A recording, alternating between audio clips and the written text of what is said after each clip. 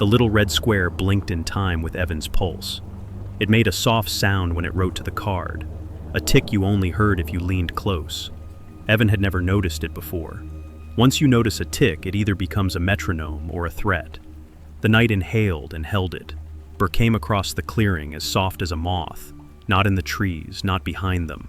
From the dark on the other side of the fire, a gentle, layered murmuring like a crowd praying in a language you don't speak. Avery's hand found the bear spray. Drew's mouth went half open without deciding to. "Do you hear that?" he whispered. "Probably the stream," Evan said automatically, "because you're supposed to hand your friends a reasonable universe when you can."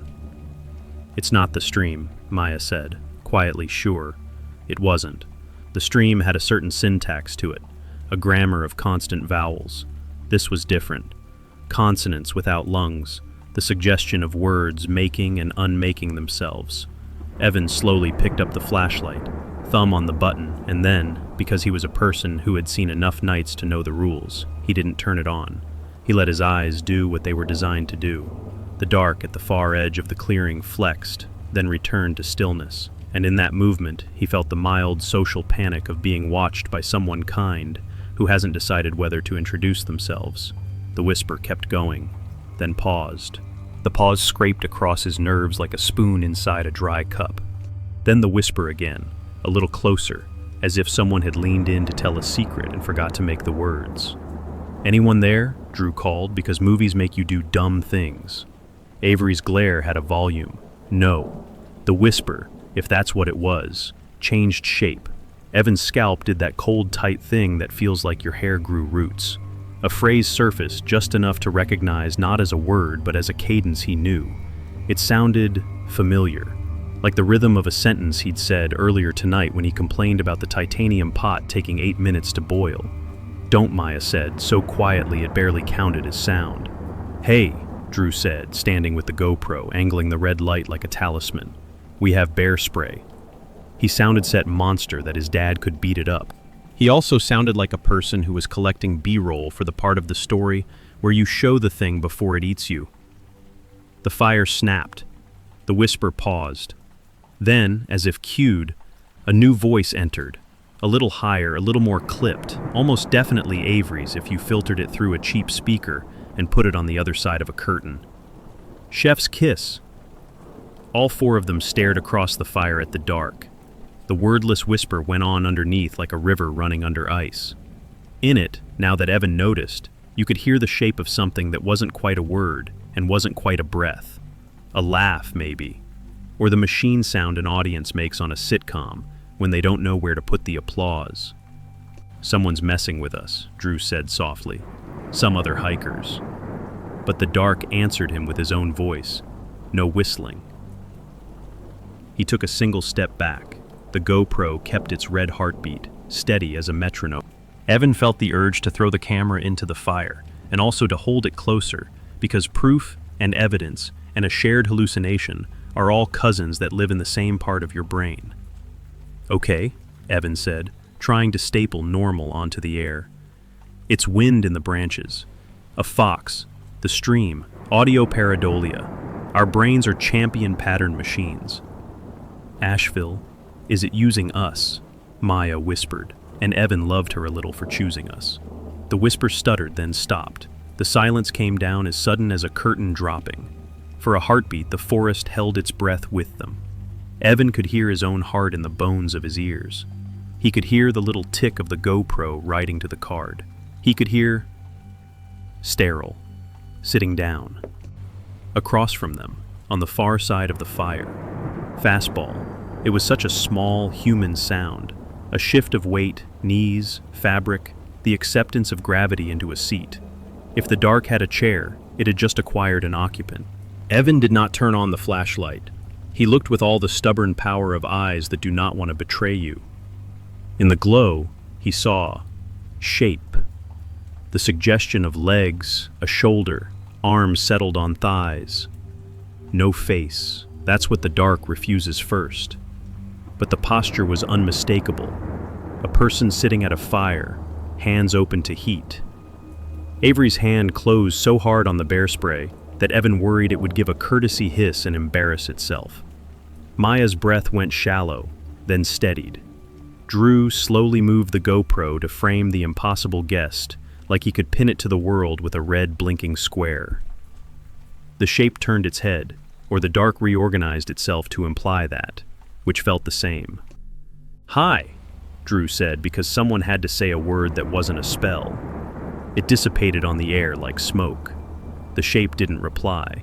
But under the crackle, the whisper returned, softer, braided with something that was almost a voice, almost a recording, almost the exact words Evan had said when they hiked in earlier, and he'd grunted about the weight of the stove. It's lighter if you tell yourself it is. Evan's stomach went cold and bright like a struck match. It is a particular horror to hear your own sentences stitched to a mouth that isn't yours. "I want to go inside now," Maya said, and Evan would later think that was the bravest sentence anyone said all night. They had no inside.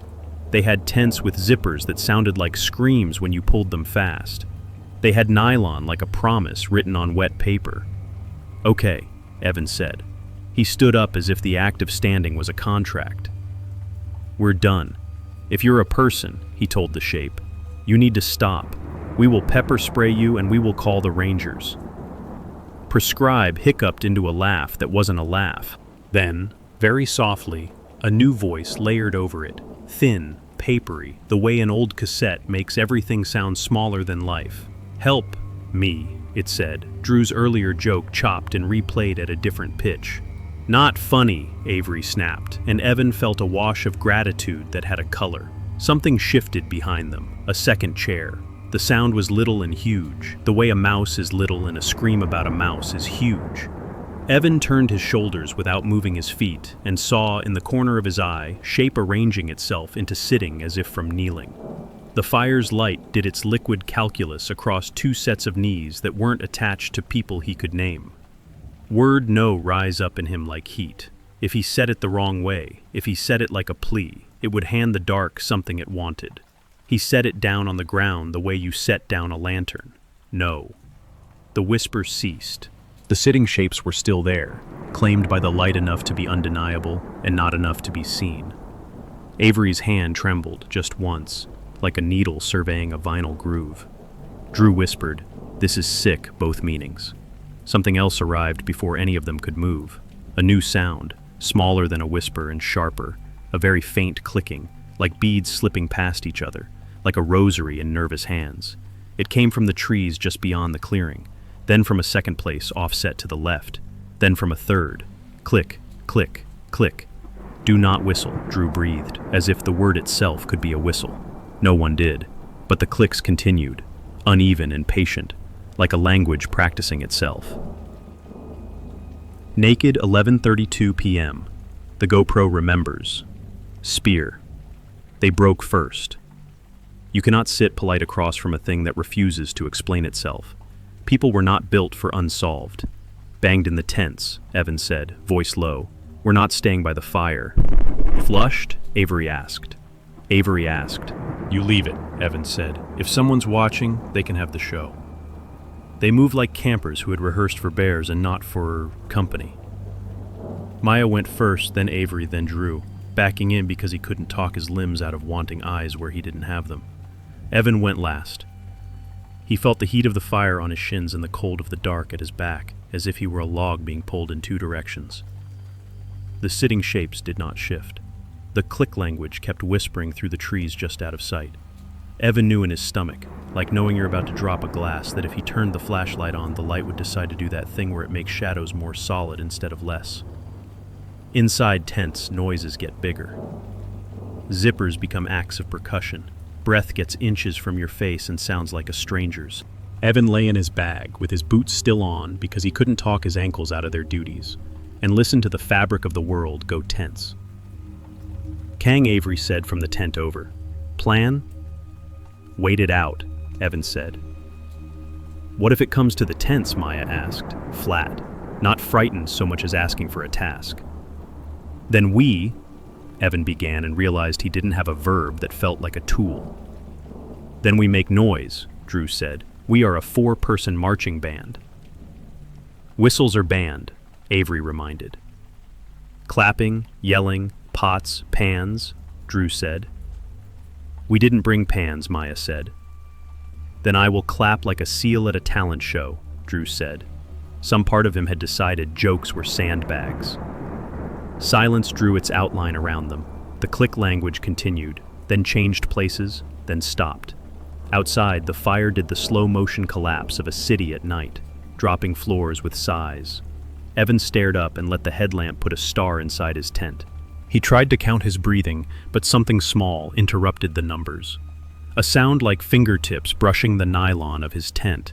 Not a scrape exactly, a petting, the kind of touch a stranger uses to ask a shoulder if it belongs to someone. He held very, very still. A second pass, the soft brush along the curve of the tent where his head lay. Then, at the foot, another, a testing. On the ground next to him, Maya made a small, fierce sound in her throat and zipped herself tighter, like she could shrink to the size of an answer key. Whispered, I have the spray.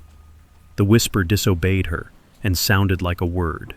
Hal, don't blast it unless you have to, Evan said automatically. The aerosol in a tent meant you'd blind yourselves just to win a slow victory over eyes you couldn't see. The brush at the tent wall paused, then went higher, like a hand rising along a cheek. Evan couldn't breathe for a second, because his lungs had decided they were furniture. He whispered a word that wasn't a prayer and wasn't a cuss and worked anyway. Stop. It did. The brush withdrew as if told. The click language resumed at the tree line, like someone had been called to a different room. Maybe it's raccoons, Drew said, trying kindness and finding it poor. Raccoons that repeat our jokes, Avery said. We're tired, Maya said, which sometimes means we are breaking. Okay, Evan said again, because he didn't know the grown-up words for I will stand in front of the wrong thing until it decides I'm right. We wait. It didn't, if wait implies time holding still as a favor. Time had its fun. It stretched until it creaked. Evan drifted in that space where you think you hear your name in the way the zipper teeth touch each other. He dreamed a little without permission. A fire.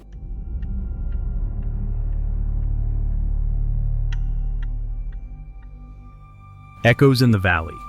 Part 1. The valley opened before them like a scar carved deep into the mountain. Pine ridges loomed on both sides, steep and jagged, and at the bottom ran a narrow creek that whispered over smooth stone. Man, would you look at said dropping his pack and cupping his hands around his mouth? Hello! Uffling. His voice shot across the valley, bounced and came back sharp and clear. Hello! They all laughed. Prohibited, Megan said, rolling her eyes but smiling anyway. Can do better, said Tyler, always the one pushing. He shouted, we're kings of the world. Turbulence. The valley hurled it back. Kings of the world. Then silence, except for the creek's whisper. Coinbase. Drew, Megan, Tyler, and Sarah had taken the back trail out here for a long weekend, a last hurrah before grad school swallowed their lives. The valley was infamous locally for its perfect echoes, the kind that turned a whisper into a choir. Tourists came sometimes, but few stayed after sundown. Something about the way sound lived here. They made camp by the creek, throwing their tents up in the shadow of the cliffs. The air felt different at the bottom, heavier, cooler, like it carried more weight than it should. Megan noticed it first. Does it feel weird to you? She asked Sarah while staking her tent. Sarah shrugged. It's just the air, low ground, science. But she didn't sound convinced. When the tents were up, Drew got the fire going, sparks leaping and fading in the growing dusk. The first beers cracked open, chips got passed around, and for a while, the valley rang with laughter and the easy chatter of people who thought they'd escaped adulthood for a night. Inevitably, Tyler had to push it further. He stood, raised his beer, and yelled into the cliffs, "What's up, mountains?" The valley threw it back, loud and perfect. "What's up, mountains?" "Damn, that's clean," Drew said, grinning. Like Dolby surround.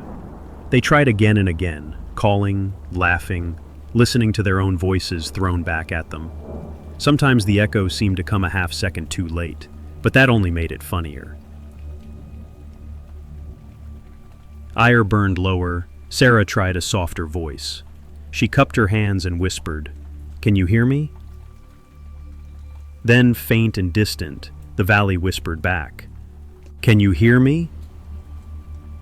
Her skin prickled. "Creepy," she muttered, sitting back down. But Tyler laughed and shouted, "Yeah, we hear you." The cliffs gave it back. "Yeah, we hear you." And then something new. "I see you." The words came low, flat, unmistakable. The four of them froze. Drew blinked. "Did one of you—" "No," Megan said quickly. Her face had gone pale in the firelight. Tyler's grin faltered, then came back forced. It was probably, sound bouncing weird. Sarah shook her head. "That wasn't anyone's voice. That was—" She stopped, hugging her arms tight. The valley held its silence, waiting. The fire cracked. None of them spoke again for a long time. Echoes in the Valley, Part 2. The fire had burned down to coals, glowing faintly against the press of night. The valley seemed wider in the dark, the cliffs taller, the sky a jagged strip of stars overhead. They huddled close, each sip of beer less cheerful than the last. Even Tyler, restless as he was, had gone quieter. Finally, Drew broke the silence. "Okay, that was freaky, but one weird echo doesn't mean—" "Don't," Megan cut in sharply. "Don't explain it away. That wasn't physics." Tyler forced a laugh. What else could it be? Ghost mountains? Please. But the bravado in his tone felt brittle. Into the coals. She thought of what she'd whispered earlier. "Can you hear me?" And the way the valley had whispered it back. What scared her wasn't the words. It was the pause before the echo returned, as if something had been deciding how to answer. She didn't say this out loud. Instead, she poked at the fire with a stick and muttered, "We should sleep in shifts, just in case." Jeb frowned. In case of what? In case it talks again. In them, heavy as the night. It didn't take long. Tyler tossed another log on the fire and, trying too hard to sound casual, shouted into the cliffs, "Who wants to party?" The valley sent it back. "Who wants to party?" Prohibited. "You drink too much, Tyler." The four of them froze. Megan's eyes darted to Tyler. That's bullshit," Tyler snapped too fast. His face flushed red. "It's just random sound, trick of the rock walls." But Sarah whispered, "That was your mom, wasn't it? She says that to you." Heightened, he turned away, glaring into the trees. Getting no one spoke for several minutes. The fire crackled, coyotes howled far off, and the creek hissed over stones. Then Drew whispered, almost against his will, "What do you want?" The valley hurled it back. "What do you want?" Shuffled, to come closer.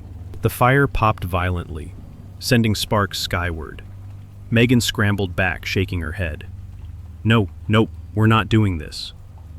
But the echo came again, softer this time, threading itself through the hiss of the creek. "To come closer." Anne's shook as she grabbed her sleeping bag tighter. She remembered the secret she hadn't told anyone. Not her friends, not even her sister. The late-night doctor's visit, the word she hadn't said out loud. "Don't think about it," she whispered to herself. And then the valley spoke, clear as glass. "Megan, you're sick." Her throat locked. Drew's head whipped toward her. "What?" She shook her head violently, eyes filling with tears. I never—" The cliffs echoed again.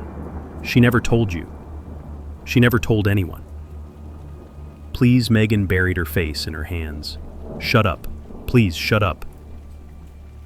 Fighter flickered low, as if straining to hear. She sat in tense silence, the fire sputtering, shadows reaching long across the sand. Then Sarah's voice, her real one, broke in, small and shaking. It knows us, not just our voices, us. The cliffs, obliging, threw it back. It knows us, not just our voices, us. And then, softly, almost sweetly, Sarah lies to her father. Her stomach lurched. No. But she had lied, about where she was, about who she was with, about what she wanted to do with her life. Secrets whispered in her bedroom when no one could hear, yet the valley had. Drew's face was pale in the firelight. That's impossible. It can't. The cliffs cut him off. Drew, you never forgave your brother. His lips parted, stunned. His brother's name trembled on his tongue, a ghost he'd buried years ago. He hadn't told anyone, not a soul. The valley had grown hungry. It threw back their words, then twisted them, peeled them open like wounds. They clutched their knees, huddled tighter around the fire. Each of them avoided the other's eyes, afraid of what might come next. For a long time, only the creek and the fire spoke. Then, from the cliffs, "Let us in." The words weren't echo anymore. They were a voice all their own. Echoes in the Valley, Part 3. The fire fought to stay alive, flames licking weakly at damp wood. The air in the valley pressed close, heavier than before, as if the cliffs themselves leaned inward to listen. They sat in silence, eyes darting toward the dark ridges where voices did not belong. Megan's breath came ragged. "We should leave. Pack up right now."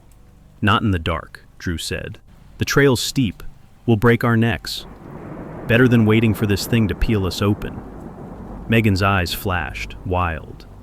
Before they could argue, Tyler stood. His jaw was tight, fists clenched. "I'm done with this." "Tyler, don't," Sarah said, rising too. He's stomping toward the cliff face, his flashlight jerking across the rock. "You want to play games? Then say it to my face." He cupped his hands, shouting into the black wall. "Who are you?" Schizophrenia threw it back. "Who are you?" Then a pause. "Closer than you think." The fire hissed. Sarah's gut clenched. "Tyler, stop." He laughed bitterly. "It's an echo, Sarah. That's all." And then his voice cut off. The wavered, then fell to the sand. Tyler was gone. No scream, no stumble, just gets gone. The washing the shrieked, rushing toward the fallen light. But Drew yanked her back. "Don't. Stay by the fire." Her nails clawed his arm. He was right there. He was... From the cliffs came a sound that froze them all. Tyler's voice. "I'm okay. Come here." Sarah's chest tightened. "No." The voice came again, more insistent. "Guys, I'm fine. Just come help me." "It's him. He needs us." Stringfield shook his head violently. "That's not him. You saw. He didn't move. He didn't make a sound." "Phew." The cliffs answered. "Please don't leave me alone." The words twisted, dripping with need. "Just Haro." Megan broke free, stumbling toward the sound. Sarah lunged, grabbing her arm. "Don't. That's not him." Tears streaked Megan's face. What if it is? What if he's hurt? Drew shoved more wood onto the fire, sparks leaping high. His voice cracked as he shouted into the valley. "Give him back!" The cliffs threw it back. "Give him back!" Then, one gone. The three of them froze. The fire popped. Smoke stung their eyes. Sarah whispered, "It's counting us." It sent Tyler's voice again, softer now, coaxing. "Sarah, remember the river trip? Remember when you said you'd never leave me behind? Come on. Don't break your promise." Her throat clenched. She had said that years ago, joking after a rafting spill. No one else had heard it. Drew's hand gripped hers hard. It's not him. It's using him. But the cliffs purred. Drew, don't you want to make it right with your brother? He's waiting too. Drew's face drained of color. Shut up. The echo did not. It multiplied, voices weaving over one another. Tyler's laugh, Megan's whisper, Sarah's sob, Drew's own voice begging for forgiveness. They circled the camp like predators, closing in. Refugees guttered, shrinking. Megan sobbed, clutching her knees. Sarah stared into the dark, every muscle rigid, certain if she looked away for even a second, the voices would come closer. Drew pressed his hands to his ears, whispering to himself, not real, not real, not real. But above the chant, the cliffs spoke again, in Tyler's voice, in all their voices at once. Two gone. Misplaced spat sparks, shadows swelled, and they knew the valley was still hungry. Echoes in the Valley, Part 4. The fire was almost gone. Only Sarah and Drew remained, their faces gaunt in the ember light, eyes hollow from smoke and fear. Megan had vanished into the dark hours ago, pulled into the cliffs by the voice that wore Tyler's skin. Now the valley whispered with three voices at once, circling them like wolves. Three gone. Sarah clenched Drew's hand. Don't listen, don't answer. But Drew's lips trembled. It knows everything. She snapped. If you answer, you're gone too. Shadows hissed low, cliffs. Tyler's voice bled through again. Sarah, it's just me, come on. Don't let me die alone. Her chest ached. She squeezed her eyes shut. You're not him, you're not. Drew was gone. No scream, no stumble, just an empty space where he had been. The fire gasped once, then spat sparks, then died. Sarah bolted. She didn't think, didn't look back. She sprinted up the trail, stumbling over rocks, branches clawing her skin. The voices followed, overlapping. Drew's laugh, Megan's sob, Tyler's pleading, her own whisper twisted back at her. Don't leave us, don't leave yourself. The cliffs threw sound like knives, chasing her up the winding path. Her lungs burned, her legs shook, but finally, she saw the ridgeline split with dawn. She stumbled into the light. The valley fell behind her, choked in shadow. The voices cut off. Just silence. Sarah collapsed to her knees, sobbing. She had survived. 2 hours later, she staggered into the edge of town, dirt-caked, eyes wild. People stared. Someone offered her water. Another called 911. At the small ranger station, an officer sat her down, speaking gently. Miss, you're safe now. Tell me what happened. Her throat was raw, but she forced the words. They're gone. The valley took them. You have to... The officer frowned, picking up the phone. We'll send a search party. Just stay calm. He dialed. Sarah listened to the phone ring. Once, twice. Then she heard it. Her own voice. We're still here. The officer froze. What the hell? Sembled. The line crackled. The voice came again, softer, layered. Sarah, the real one. Her blood turned to ice. Wikipedia staggered back from the desk. That's not me. But the phone laughed. Her laugh. And behind it, Drew's, Megan's, Tyler's, all tangled together. You brought us with you. The officer slammed the phone down, pale. It's just interference, he muttered. Just static. The valley hadn't stayed behind. It had followed. That night she lay in the ranger station bunk, trying not to close her eyes. Every creak of the walls, every gust of wind sounded like an echo waiting to answer. At 3 a.m., the phone on the nightstand rang. She didn't want to answer. She told herself she wouldn't. Her hand moved anyway. As she pressed the receiver to her ear. Silence. Then, faint and perfect, her own voice whispered back. Am I the real one? Her stomach dropped. She opened her mouth, but no sound came. From the phone, her voice, stronger now, answered for her. "No, I am." The line went dead. Sarah stared at the receiver, trembling. On the window glass above the bed, her reflection blinked half a second too late.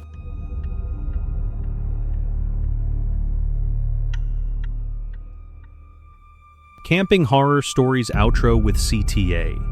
Made it this far, you're braver than most. The woods have a way of holding on to anyone who dares to listen too long. But tonight, you made it back to the fire, to hear from you. What story chilled you the most, and what kind of nightmare should we explore next? Haunted roads, ghosts at home alone, or more camping tales from the dark? Drop your answer in the comments. I'll be watching. Foreground, and before you head out, make sure to subscribe and share this video with someone who thinks they can handle it. Because the more you share, the louder the whispers grow. And trust me, you'll want to be here when the next story begins. Until then, stay safe, stay awake, and never answer when the forest calls.